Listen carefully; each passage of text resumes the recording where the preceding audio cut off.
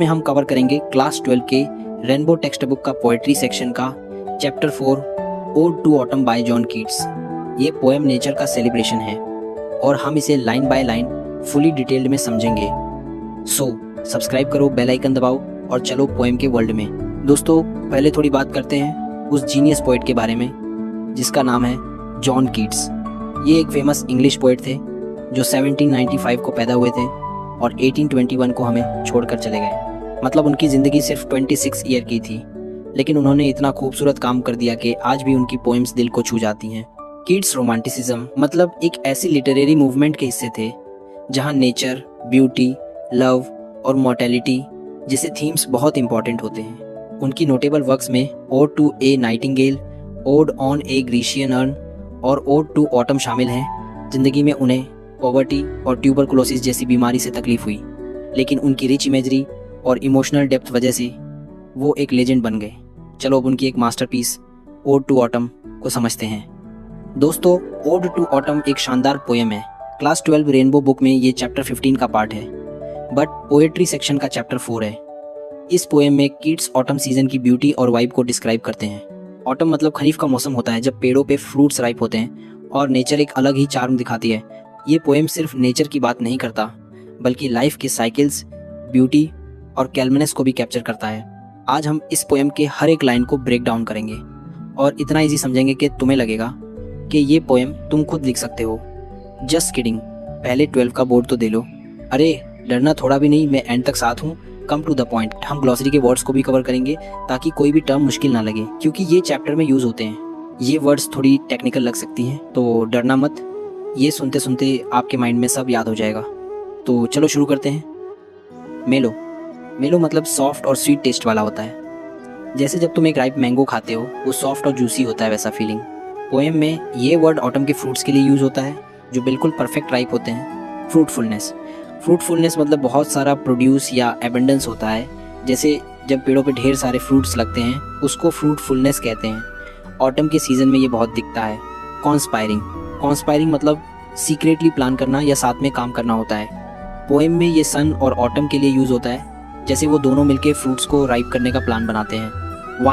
Wines मतलब climbing plants होते हैं, जैसे ग्रेप्स के प्लांट्स जो दीवार या पोल्स पे चढ़ते हैं। पोएम में ये ग्रेप्स के लिए यूज हुआ है जो ऑटम में ग्रो करते हैं। प्लम्प मतलब मोटा या भरा हुआ बनाना होता है, जैसे जब एक फ्रूट जूसी और फुल हो जाता है उसको प्लम्प कहते हैं। पोएम में हेजल नट्स के लिए यूज होता है। हेड्स मतलब स्मॉल ट्रीज या श्रब्स होते हैं जो नट्स देते हैं, जैसे हेजल नट्स।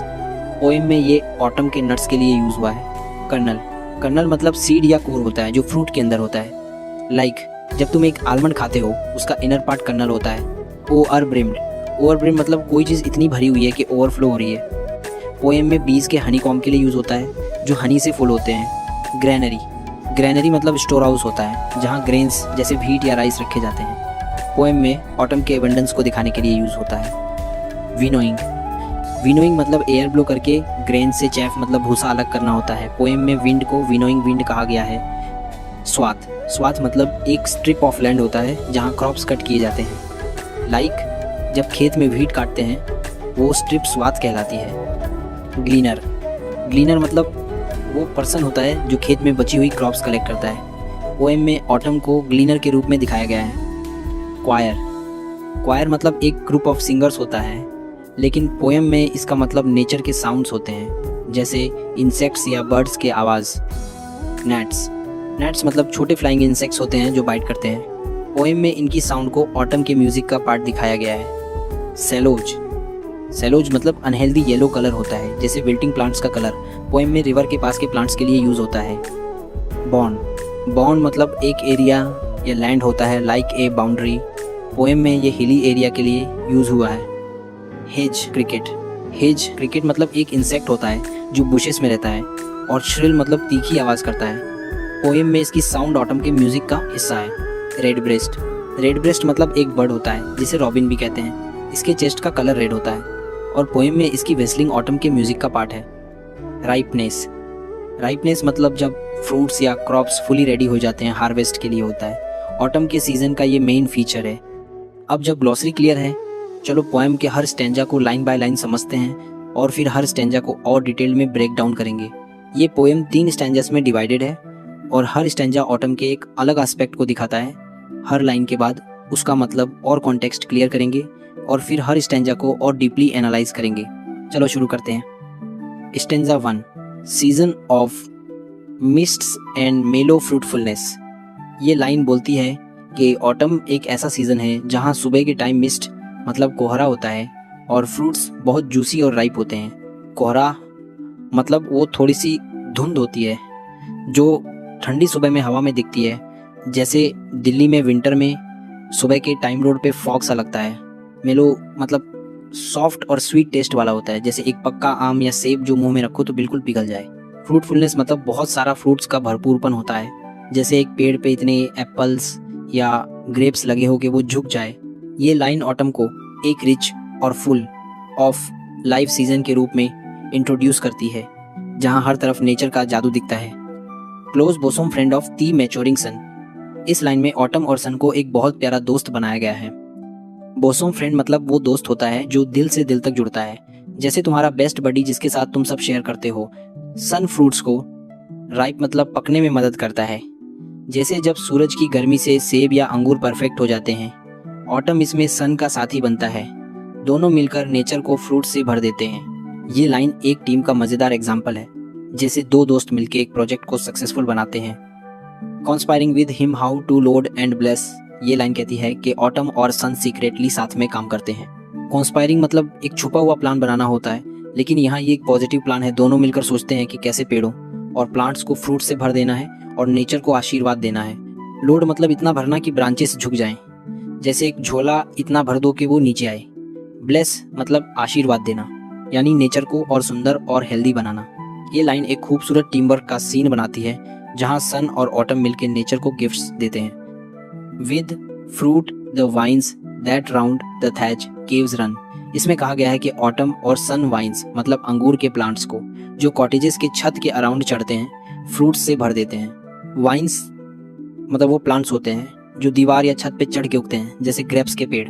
थैच केव्स मतलब वो स्ट्रॉ वाली रूफ्स होते हैं जो पुराने गांव के घर में होती हैं। इमेजिन एक छोटा सा कोठी जिसकी छत पे ग्रेप्स के प्लांट्स चढ़े हुए हैं और उनमें स्वीट ग्रेप्स लगे हैं। ये लाइन एक सुंदर गांव का सीन दिखाती है, जहां नेचर और घर एक साथ ब्लेंड हो रहे हैं। To bend with apples the mossed cottage trees.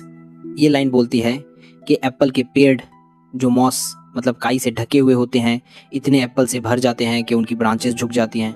Most मतलब काई से ढका हुआ होता है, जैसे पुराने पेड़ों पे ग्रीन पतला लेयर होता है जो उनको ओल्ड और नेचुरल लुक देता है। इमेजिन एक गांव का पेड़ जिसमें इतने एप्पल्स हैं कि उसकी शाखें नीचे झुक रही हैं, ऑलमोस्ट जमीन को छू रही हैं। ये लाइन ऑटम के बहुत सारा फ्रूट्स वाले नेचर को दिखाती है, जहां हर पेड़ फुल ऑफ लाइफ है। And fill all fruit with ripeness to the core. इस लाइन का मतलब है कि ऑटम हर फ्रूट को अंदर तक राइप मतलब पक्का कर देता है, यानी फ्रूट्स बिल्कुल जूसी और खाने के लिए रेडी हो जाते हैं। कोर मतलब फ्रूट का बीच का हिस्सा, जैसे सेब का बीच का पार्ट। ये कहता है कि फ्रूट सिर्फ बाहर से नहीं अंदर तक परफेक्ट होते हैं, जैसे हर बाइट में स्वीटनेस और जूस हो। ये लाइन ऑटम के जादू को दिखाती है जो हर फ्रूट को परफेक्ट बनाता है। To swell the gourd and plump the hazel shells. ये लाइन कहती है कि ऑटम गॉड्स मतलब कद्दू जैसे फ्रूट्स को बड़ा और जूसी करता है और हेजलनट्स के शेल्स को प्लम्प मतलब मोटा करता है। स्वेल मतलब बड़ा और भरा हुआ होना होता है, जैसे एक बड़ा कद्दू जो खेत में लगा हो। प्लम्प मतलब भरा हुआ या मोटा होना, जैसे हेजलनट्स के छिलके जो अंदर की सीड से फुल हो जाएं। इमेजिन एक खेत जहां बड़े बड़े कद्दू और हेजलनट्स हर तरफ पड़े हैं। ये ऑटम के ढेर सारा फ्रूट्स का एक और प्रूफ है। With a sweet kernel to set budding more. इस लाइन में कहा गया है कि हेजलनट्स के अंदर का सीड मतलब कर्नल स्वीट होता है और ऑटम और भी फ्लावर्स को बड मतलब कली बनाने में मदद करता है। कर्नल मतलब वो बीज होता है जो फ्रूट के अंदर होता है, जैसे बादाम का बीज का टेस्टी पार्ट। ये लाइन कहता है कि ऑटम सिर्फ फ्रूट्स नहीं देता बल्कि लेट ब्लूमिंग फ्लावर्स भी बनाता है जो समर के बाद खिलते हैं। ये दिखाता है कि ऑटम कितना जेनेरस है, जो नेचर को और भी सुंदर बनाता है। And still more later flowers for the bees. ये लाइन बोलती है कि ऑटम बीज के लिए लेट ब्लूमिंग फ्लावर्स देता है जो समर के बाद भी खिलते हैं। इमेजिन बीज जो नॉर्मली समर में मध बनाती हैं, उनको ऑटम में भी फ्लावर्स मिलते हैं जिससे वो काम कर सकती हैं। ये लाइन ऑटम के जेनरस नेचर को दिखाती है, जो बीज के लिए एक्स्ट्रा फ्लावर्स बनाता है ताकि उनका मद बनाने का सिलसिला चलता रहे। Until they think warm days will never cease। इसमें कहा गया है कि बीज को लगता है कि वार्म डेज कभी खत्म नहीं होंगे क्योंकि ऑटम इतना वार्म और फ्रूटफुल है। सीज मतलब खत्म होना होता है। ये लाइन कहता है कि ऑटम का मौसम इतना अच्छा और प्रोडक्टिव है कि बीज सोचती हैं कि ये गर्मी हमेशा रहेगी।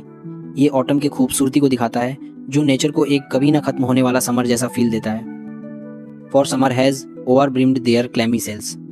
ये लाइन कहती है कि समर ने बीज के हनी कॉम्स मतलब क्लैमी सेल्स को हनी से इतना भर दिया है कि वो ओवरफ्लो हो रहे हैं। ओवर ब्रिम्ड मतलब इतना भरना कि चीज़ बाहर निकल आए, जैसे एक ग्लास में पानी इतना डाल दो कि वो गिर जाए। क्लैमी मतलब स्टिकी हनी सेल्स होते हैं जो बीज के घर होते हैं। ये लाइन दिखाती है कि समर और ऑटम दोनों मिलकर बीज के लिए इतना हनी बनाते हैं कि उनका घर फुल हो जाता है। ये ऑटम के ढेर सारा गिफ्ट्स का एक और एग्जाम्पल है। Detailed analysis of stanza 1। दोस्तों, ये स्टैंजा ऑटम के एबंडेंस और रिचनेस का सेलिब्रेशन है। कीट्स ऑटम को एक सुपर जेनेरस सीजन के रूप में दिखाते हैं जो नेचर को फ्रूट्स, फ्लावर्स और हनी से भर देता है। हर लाइन एक विविड पिक्चर पेंट करती है, जैसे ग्रेप्स के वाइन्स जो कॉटेजेस के अराउंड चढ़ते हैं या एप्पल के पेड़ जो फ्रूट्स की वजह से झुक रहे हैं। मेलो फ्रूटफुलनेस से शुरू होकर ये स्टैंजा नेचर के गिफ्ट्स को हाईलाइट करता है। सन और ऑटम के दोस्ती को एक ब्यूटीफुल बॉन्ड के रूप में दिखाया गया है जो मिलके फ्रूट्स को परफेक्ट बनाते हैं। ये स्टैंजा एक पॉजिटिव लाइवली वाइब देता है जहाँ सब कुछ फुल ऑफ एनर्जी और लाइफ है। इमेजरी बहुत स्ट्रॉन्ग है। You can almost taste the juicy fruits और स्मेल द फ्लावर्स। और ये भी दिखाता है कि ऑटम समर का कंटिन्यूएशन है जो बीज के लिए हनी और फ्लावर्स देता है। इन शॉर्ट, ये स्टैंजा नेचर के जेनरोसिटी और ब्यूटी का जश्न मनाता है। Stanza 2। Who hath not seen thee oft amid thy store. ये लाइन ऑटम को एक इंसान के रूप में दिखाती है, जैसे वो अपने स्टोर मतलब गोदाम में बैठा है जहाँ उसके सारे फ्रूट्स और क्रॉप्स रखे हैं। स्टोर मतलब ऑटम का फ्रूट्स और क्रॉप्स का बड़ा कलेक्शन होता है, जैसे एक बड़ा भंडार जहाँ हर चीज़ भरपूर है। ये लाइन कहता है कि हर किसी ने ऑटम को उसके ढेर सारे गिफ्ट्स के साथ देखा है, जैसे खेत में भरपूर फसल या पेड़ों पे फ्रूट्स। ऑटम को इंसान बनाकर किड्स उसे एक जीवंत कैरेक्टर जैसा बनाता है। समटाइम्स हुएवर सीक्स अब्रॉड में फाइंड। इस लाइन का मतलब है कि जो भी ऑटम को ढूंढता है उसे वो अलग अलग रूप में मिलता है।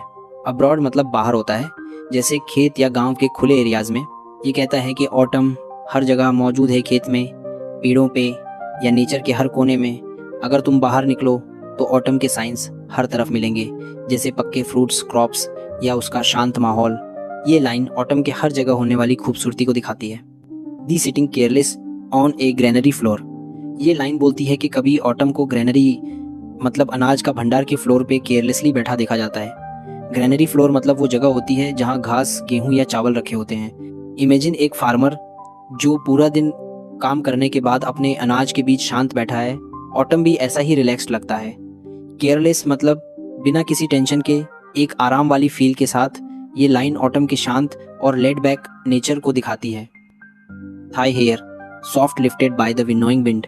इसमें कहा गया है कि ऑटम के बाल विनोइंग विंड मतलब वो हवा जिससे फार्मर्स भूसा अलग करते हैं से धीरे से उठ रहे हैं। विनोइंग मतलब जब हवा से अनाज का साफ किया जाता है, जैसे भूसा उड़ाकर गेहूं अलग करना। इमेजिन ऑटम को एक इंसान के रूप में जिसका बाल एक हल्की हवा में हिल रहा है, जैसे एक सुंदर दोपहर का सीन। ये लाइन एक प्यारा शांत इमेज बनाती है जो ऑटम के कैल्म वाइब को और गहरा करती है। और on A half ripped furrow sound asleep. ये लाइन कहती है कि कभी ऑटम को हाफ कट खेत मतलब फरो में सोया हुआ देखा जाता है। हाफ रिप्ड मतलब आधा कटा हुआ खेत होता है जहां फसल का एक हिस्सा काट लिया गया है और एक हिस्सा बचा है। इमेजिन एक फार्मर जो खेत में काम करते करते थक गया और वही लेट गया। ऑटम भी ऐसा ही थका और आराम करने वाला लगता है। ये लाइन ऑटम के रेस्टफुल और नींद वाले मूड को दिखाती है। Drowsed with the fume of poppies while thy hook. इस लाइन में कहा गया है कि ऑटम पॉपी फ्लावर्स के फ्यूम मतलब खुशबू से नींद में है और उसका हुक मतलब काटने का टूल साइड में रखा है। पॉपीज वो लाल फूल होते हैं जिनकी खुशबू से नींद आती है, जैसे एक सूदिंग स्मेल। हुक मतलब वो टूल होता है जिससे क्रॉप्स काटे जाते हैं, जैसे एक छोटी दारती। इमेजिन ऑटम एक फार्मर के रूप में जो पॉपीज की मधुर खुशबू सुनते हुए नींद में है और उसका टूल आराम कर रहा है। ये लाइन ऑटम के सुपर रिलैक्स्ड और ड्रीमी स्टाइल को दिखाती है। Spares the next swath and all its twined flowers. ये लाइन कहती है कि ऑटम का हुक अगले स्वाथ मतलब काटने वाले क्रॉप्स और उसके साथ के ट्वाइंड फ्लावर्स को स्पेयर करता है, यानी काटने से रोकता है। स्वाद मतलब खेत का वो हिस्सा होता है जहाँ फसल काटी जाती है। ट्वाइन मतलब उलझे हुए फूल होते हैं जो क्रॉप्स के साथ उगते हैं। इमेजिन ऑटम इतना आराम पसंद है कि वो अगले हिस्से को काटने के बजाय छोड़ देता है, जैसे कह रहा हो थोड़ी देर और रहने दो, नेचर को थोड़ी सी सुकून दो। ये लाइन ऑटम के जेंटल और केयरिंग नेचर को दिखाती है। And sometimes like a gleaner thou dost keep, इस लाइन में ऑटम को एक ग्लीनर के रूप में दिखाया गया है। ग्लीनर मतलब वो इंसान होता है जो खेत में काटने के बाद बची हुई फसल उठाता है, जैसे कोई गरीब जो बचे हुए गेहूं इकट्ठा करता है।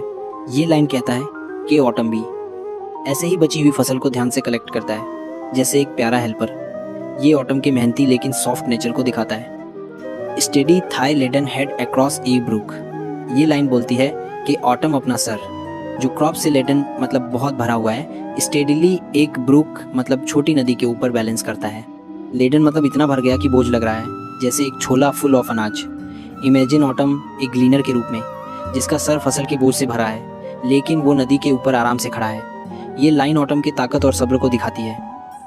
और by a cider press with patient look, इसमें कहा गया है कि कभी ऑटम साइडर प्रेस मतलब सेब का जूस बनाने वाली मशीन के पास पेशेंटली बैठा होता है। साइडर प्रेस एक पुराना टूल है जो सेब को प्रेस करके जूस निकालता है। इमेजिन ऑटम एक वर्कर के रूप में जो धीरे धीरे जूस निकलने का प्रोसेस देखता है बिना किसी जल्दी के, जैसे एक शांत observer. Thou watched the last oozings hours by hours, ये लाइन कहती है कि ऑटम लास्ट ड्रॉप्स मतलब ऊजिंग्स ऑफ साइडर को घंटों तक पेशेंटली देखता है। ऊजिंग्स मतलब वो लिक्विड होता है जो धीरे धीरे टपकता है, जैसे सेब से जूस गिरता है। इमेजिन ऑटम एक आर्टिस्ट के रूप में जो हर एक ड्रॉप को ध्यान से देखता है, जैसे एक खूबसूरत चीज़ बन रहा हो। डिटेल्ड एनालिसिस ऑफ स्टेंजा 2, ये स्टेंजा ऑटम को एक पर्सन के रूप में दिखाता है जो रिलैक्स्ड और कैल्म है।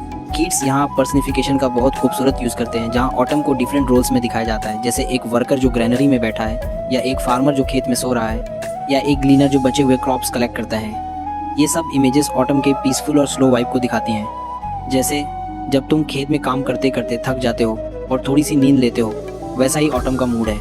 विनोइंग विंड और फ्यूम ऑफ पॉपीज जैसे वर्ड सेंसरी इमेजरी क्रिएट करते हैं, जिससे तुम विंड को फील कर सकते हो और पॉपीज की खुशबू महसूस कर सकते हो। ये स्टेंजा ऑटम के हार्ड वर्क के बाद के रेस्ट को भी दिखाता है, जैसे साइडर प्रेस के पास पेशेंटली वेट करना।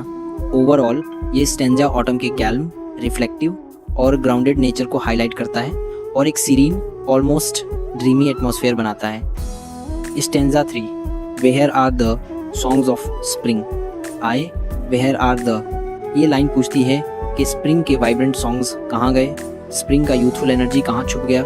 आई मतलब एक पुराना इंग्लिश वर्ड होता है जो एम्फेसिस के लिए यूज़ होता है, जैसे हम बोलते हैं हाई कहाँ है। इमेजिन स्प्रिंग को एक यंग लड़का जैसा, जहाँ सब कलरफुल, लाउड और फुल ऑफ लाइफ होता है, उसकी एनर्जी अब कहाँ है। ये लाइन एक थोड़ी सी सैड या याद वाली फीलिंग बनाती है, जो ऑटम के शांत वाइब के साथ कंपेयर होती है। Think not of them, thou hast thy music too, ये लाइन कहती है कि स्प्रिंग के बारे में मत सोचो, क्योंकि ऑटम के पास अपना अलग म्यूजिक है। किड्स बोलते हैं कि ऑटम भी उतना ही सुंदर है, बस उसका स्टाइल अलग है। इमेजिन तुम स्प्रिंग के भारी भारी गाने या पार्टी वाइब्स याद कर रहे हो, लेकिन ऑटम एक हल्का, दिल को छू लेने वाला म्यूजिक लाता है। While barred clouds bloom the soft dying day, इस लाइन में कहा गया है कि जब क्लाउड्स सनसेट को एक सॉफ्ट रोजी ग्लो देते हैं, तो वो दिन का खत्म होना भी सुंदर बन जाता है। बर्ड क्लाउड्स मतलब वो स्ट्रीकी क्लाउड्स होते हैं जो शाम के टाइम आसमान में लाइंस बनाते हैं। सॉफ्ट डाइंग मतलब दिन का धीरे से खत्म होना होता है, जैसे एक प्यारा सपना जो धीरे से खत्म हो। इमेजिन एक शाम जहाँ आसमान गुलाबी और नारंगी हो रहा है और क्लाउड्स एक पेंटिंग जैसा लग रहे हैं, ये ऑटम की शांत खूबसूरती को दिखाता है। And touch the stubble plains with rosy hue, ये लाइन बोलती है कि वो क्लाउड्स फील्ड्स मतलब स्टबल प्लेन्स को पिंकिश रंग देते हैं। स्टबल प्लेन्स मतलब वो खेत होते हैं जहाँ फसल काटने के बाद छोटी छोटी स्टेम्स बची होती हैं, जैसे गेहूं के बाद बचा हुआ हिस्सा। ह्यू मतलब रंग होता है, यहाँ पिंकिश ग्लो। इमेजिन एक खेत जहाँ फसल काट ली गई है और शाम का गुलाबी रंग उस पर पड़ रहा है, एक शांत और सुंदर नज़ारा बन जाता है। Then in a wailful choir the small gnats मॉन, तब छोटे इंसेक्ट्स मतलब नेट्स एक सैड सी आवाज़ निकालते हैं, जैसे वो रो रहे हों। विलफुल क्वायर मतलब एक सैड ग्रुप वाली आवाज़ होती है, जैसे छोटे नेट्स साथ में एक धीमा दुखी साउंड बनाते हैं। इमेजिन शाम के टाइम छोटे इंसेक्ट्स जो एक हल्का सा बजिंग साउंड करते हैं, जो थोड़ा सैड और सोचने वाला लगता है। ये लाइन ऑटम की बिटर स्वीट फीलिंग को दिखाता है। Among the river sallows borne aloft, ये लाइन कहते हैं कि ये नेट्स रिवर के पास के येलो प्लांट्स मतलब सोलोज के बीच में उड़ते हैं। सोलोज मतलब वो येलोश थोड़ी मुरझाई हुई प्लांट्स होते हैं जो नदी के किनारे उगते हैं। बॉर्न अलोफ्ट मतलब उड़ना, या ऊपर उठना होता है। इमेजिन एक नदी के किनारे येलो प्लांट्स हैं और नेट्स उनके बीच में धीरे से उड़ रहे हैं। एक प्यारा फ्लोइंग सीन बन जाता है। और sinking as the light wind lives or dies. इसमें कहा गया है कि नेट्स हवा के साथ ऊपर नीचे होते हैं, जैसे हवा चलती या रुक जाती है। लिव्स और डाइज मतलब हवा का चालू होना या रुक जाना होता है। इमेजिन एक हल्की हवा जो कभी चलती है कभी रुक जाती है, और नेट्स उसके साथ एक डांस जैसा करते हैं, ऊपर नीचे फ्लोट करते हैं। And full grown lambs loud bleat from hilly bourn. ये लाइन बोलती है कि पूरी तरह बड़े हुए लैम्प्स मतलब भेड़ हिली एरियाज मतलब बॉर्न से लाउड आवाज़ करते हैं। ब्लीट मतलब भेड़ का बाबा जैसा साउंड होता है जो जोर से सुनाई देता है। बॉर्न मतलब हिली एरिया या बाउंड्री होता है। इमेजिन एक पहाड़ जहाँ भेड़ जोर से आवाज़ कर रहे हैं, और ये आवाज़ ऑटम के नेचुरल म्यूजिक का हिस्सा है। Hedge crickets sing and now with treble soft. ये लाइन कहती है कि हेज क्रिकेट्स मतलब इंसेक्ट्स एक सॉफ्ट हाई पिच्ड आवाज़ में गाते हैं। ट्रेबल मतलब वो हाई पिच्ड साउंड होता है जो थोड़ा तीखा लेकिन हल्का होता है, जैसे एक छोटी सी चीप। इमेजिन बुशेस में छोटे इंसेक्ट्स जो एक धीमा चर्पिंग साउंड बनाते हैं, जो शाम के शांत माहौल में परफेक्ट फिट है। The red breast whistles from a garden croft. इस लाइन में कहा गया है कि रेड ब्रेस्ट मतलब रॉबिन बर्ड गार्डन मतलब क्रॉफ्ट से विसल करता है। क्रॉफ्ट मतलब छोटा गार्डन या फार्म एरिया होता है, जैसे एक गांव में छोटा सा खेत जहां फूल या फसल उगती है। इमेजिन एक छोटा सा गार्डन जहां एक रॉबिन बर्ड जिसका सीना लाल होता है बैठा है और एक प्यारा मेलोडियस विसल निकाल रहा है। रेड ब्रेस्ट मतलब एक स्पेशल बर्ड होता है जो यूरोप में कॉमन है, और इसकी आवाज़ एक स्वीट हाई पिच्ड विसल होती है जो कंट्री साइड के शांत वाइब को और अच्छा करती है। And gathering swallows twitter in the skies. ये लाइन बोलती है कि स्वॉलोज मतलब बर्ड्स जो माइग्रेट करने के लिए एक साथ हो रहे हैं, आसमान में ट्विटर करते हैं। ट्विटर मतलब छोटी चर्पी आवाज़ होता है, जैसे बर्ड्स का छोटा सा चहचहाना। इमेजिन एक ग्रुप ऑफ बर्ड्स जो आसमान में उड़ रहे हैं, एक साथ छोटी आवाज़ निकाल रहे हैं क्योंकि वो सर्दी के लिए दूसरी जगह जाने वाले हैं। ये लाइन ऑटम की थोड़ी सी बिटर स्वीट फीलिंग को दिखाती है, क्योंकि स्वॉलोज का माइग्रेशन विंटर के आने का इशारा है, लेकिन उनकी आवाज़ ऑटम के म्यूजिक का एक सुंदर हिस्सा है।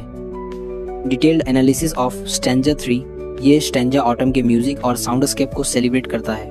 कीट्स स्प्रिंग के वाइब्रेंट यूथफुल सॉन्ग से कंपेयर करते हैं, लेकिन कहते हैं कि ऑटम का अपना यूनिक म्यूजिक है जो नेचर के साउंड से आता है। नेट्स का सैड वेल, लैम्प्स का लाउड ब्लीट, क्रिकेट्स की सॉफ्ट सिंगिंग, रॉबिन की व्हिस्लिंग और सोलोज का ट्विटरिंग।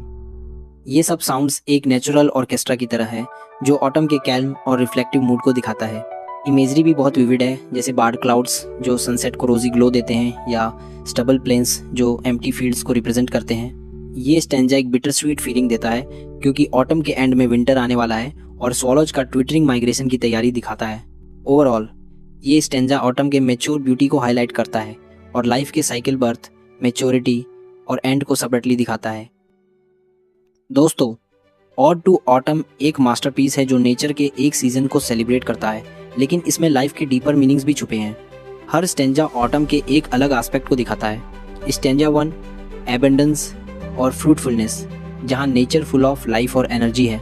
स्टैंजा 2 कैल्मनेस और रेस्ट, जहां ऑटम एक रिलैक्स्ड वर्कर या फार्मर की तरह है। स्टैंजा 3 म्यूजिक और साउंड्स, जो ऑटम के यूनिक पीसफुल वाइब को कैप्चर करते हैं। किड्स इस पोएम में पर्सनिफिकेशन, विविड इमेजरी और सेंसरी डिटेल्स का बहुत खूबसूरत यूज़ करते हैं, जिससे तुम ऑटम को फील कर सकते हो, उसके फ्रूट्स का टेस्ट, उसकी हवा का टच और उसके साउंड्स। ये पोएम सिर्फ नेचर की बात नहीं करता, बल्कि लाइफ के साइकिल्स को भी दिखाता है, ग्रोथ, मैच्योरिटी और एंड। ऑटम को एक मैच्योर सीजन के रूप में दिखाया गया है जो स्प्रिंग के यूथ से अलग है, लेकिन उतना ही ब्यूटीफुल। ये पोएम स्टूडेंट्स के लिए इंपॉर्टेंट है क्योंकि ये नेचर के साथ ह्यूमन इमोशंस को कनेक्ट करता है। किड्स के वर्ड्स सिंपल लगते हैं, लेकिन उनके अंदर डीप फिलॉसफी है कि ब्यूटी हर सीजन में होती है, चाहे वो स्प्रिंग हो या ऑटम। ये पोएम बोर्ड एग्जाम्स के लिए भी की है क्योंकि इसके थीम्स मतलब nature, beauty, life cycle, imagery और पर्सनिफिकेशन पे क्वेश्चंस आते हैं। अगर तुम इसे अच्छे से समझ लोगे तो एग्जाम में फुल मार्क्स स्कोर कर सकते हो। तो दोस्तों, ये था ओड टू ऑटम का कंप्लीट और सुपर डिटेल्ड एक्सप्लेनेशन। इस पूरे चैप्टर को अगर याद रखना है तो इस वीडियो को 3 से 4 टाइम्स देखो। इससे हर लाइन आपके जुबान पे और हर सीन आपके आंखों में छप जाएगी। अगर आपको ये वीडियो पसंद आया तो लाइक करो, शेयर करो और लिगेसी लर्नर्स को सब्सक्राइब करो। कमेंट में बताओ कि तुम्हें ऑटम का कौन सा पार्ट सबसे ज़्यादा पसंद आया, फ्रूट्स, कैल्मनेस या म्यूज़िक। और कोई डाउट हो तो पूछो। कीप लर्निंग, कीप शाइनिंग और मिलते हैं नेक्स्ट वीडियो में। बाय।